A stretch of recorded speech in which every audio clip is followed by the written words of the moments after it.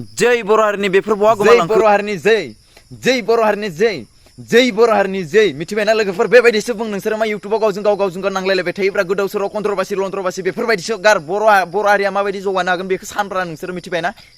हेल' लोगोफोर welcome two बेक माय YouTube channel गरमा अफिसियेल फिन खेमसेबाव बरायहरनाय थाबाय। दिनै बिदिब्ला नोंथांमोना भिडिअखौ जोबजासिम नायलांगोन होनना आसा खालामनाय थाबाय। बिदिब्ला नोंथांमोना भिडिअखौ जोबजासिम नायलां आरो भिडिअआ मोजां जायोब्ला लाइक कमेन्ट शेयार खालामजोबनानै आरो लोगोसे साबस्क्राइब खालामनानै ला। जाय साबस्क्राइब एन्ड लाइक खालामाखै बे थाबैनो साबस्क्राइब एन्ड लाइक खालामनानै ला। बिदिब्ला आरो लोगोसे साबस्क्राइबनि साइडआव थानाय बेल बाटनखौबो थुनानै ला। बिदिब्ला जाहाथे गोदान भिडिअआ नोंथांनिसिम थाबैनो सहैनायनि थाखाय बिदिब्ला नोंथांमोना भिडिअखौ नायलां।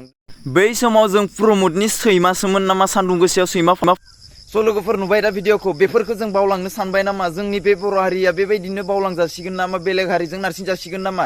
सिगाङाव गावसोरनि थाखाय मन्त्रि एमएलए बर'आव सासे गिदिर मानसि मोजां जाथों होननानै गावसोरनि थाखाय मिटिं दावथिङाव थांनानै सैमा अमाफोर बायदि सान्दुं गोसायाव रानला रानसि जानानै दै गांनानै दै गरदसे मोनलायलायै जै होयै बर' हारिखौ फोथांबाय आरो बे बड'लेण्डखौ मोनगोन होनना आसा खालामबाय आरो प्रमद बर'मोनखौ गिदिर गोलाव मानसि खालामबाय। नाथाय बिनि सायाव दाबो जेबो बे जेबोआनो गैला। जों माथो बड'लेण्डखौ मोनमारनायसो नंला नामा? माबा बेबायदि फाल्थु गोदाव सोराव बेबायदि खालामनाङाथ' मिथिबायना। बर' हारिखौ मा फाननानै जामारसिगोन नामा? बेबायदिखौसो नोंथां आदा जेम्स आरो प्रकाश नोंथांमोना बेफोरबायदिखौसो पाता लानांगौ। मा गावजों गाव नांलाय खमलाय बेफोरबायदिया जायाना।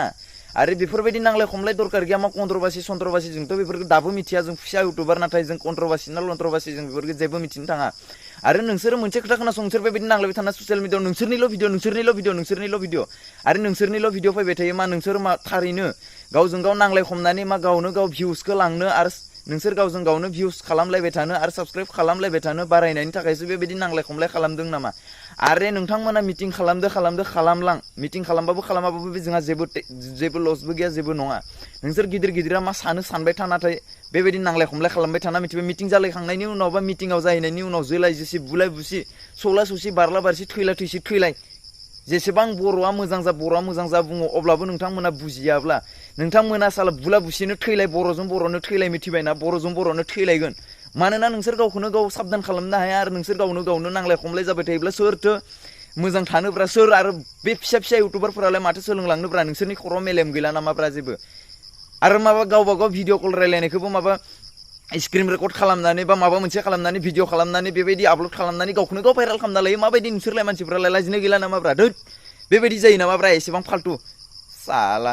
सिगाङाव जों बर' हारिखौ फोथांनो थाखाय मा खालामबोदोंमोन, मा खालामाखैमोन बेफोरखौ नोंथांमोना एसे निउस आपडेट खालामना हो मिथिबायना।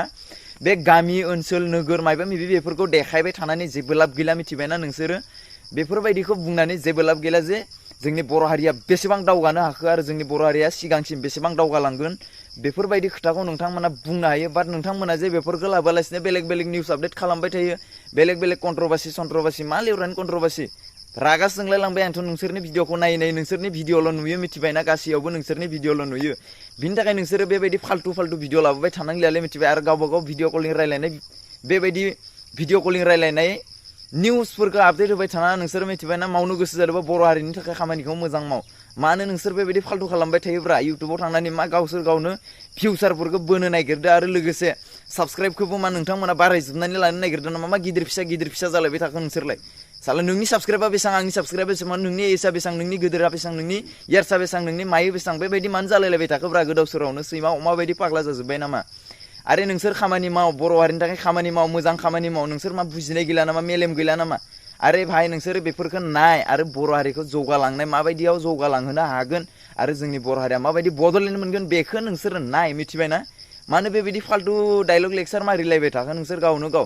बे इउटुब मिट ना जिट ना लेवरि मिट बेफोरनि थाखायनो नोंथांमोना एसेबां गोब्रामलाबायबाय थाबाय। मिट जायाबाबो जायो, दुब्लियावलाबो मिटखौ दुब्लियावलाबो मिथिबायना गासै दुब्लियावलाबो बेबायदि फाल्थु बबेबा रुम हटेलाव जिखुनु बेफोरखौ जों अरजानो थाङा। नोंसोरनि गोसो लाबाबो ला, सिरि ला। आरो जुदि नोंसोर एसां नांलाय खमलाय खालामनो लुगैदोंबा फोथाराव मिथिबायना, नङाबा ट्रेन साइटिं गेजेराव लाबो मिथिबायना। बेफोरबायदि इउटुब मिटखौ नोंसोर बेबायदि गोब्राम लाबायबाय थानानै लाब गैला मिथिबाय। स' लोगोफोर दिनैनि भिडिअआ बेसेनोसै, आंनि बुंनांगौआ बेसेनोसैमोन। बेनि थाखाय आं बुंबाय। लोगोफोर मायबाफोर गोरोन्थि जायोब्ला नोंथांमोना निमाहा होगोन होननानै आसा खालामनाय थाबाय। आरो लोगोसे आंनि भिडिअखौ नायनानै मोजां नाङोब्ला लाइक कमेन्ट खालाम आरो लोगोसे शेयार खालामनानै हो लोगोफोर। आरो लोगोसे आंनि इउटुब चेनेलाव जाय गोदान हाबफैयो बिथांमोना आंनि भिडिअखौ नायनानै साबस्क्राइब एन्ड लाइक खालामनानै गालां। बिदिब्ला नोंथांमोननिनो बिसोरनोसै भिडिअ बाय बाय गाइस बाय बाय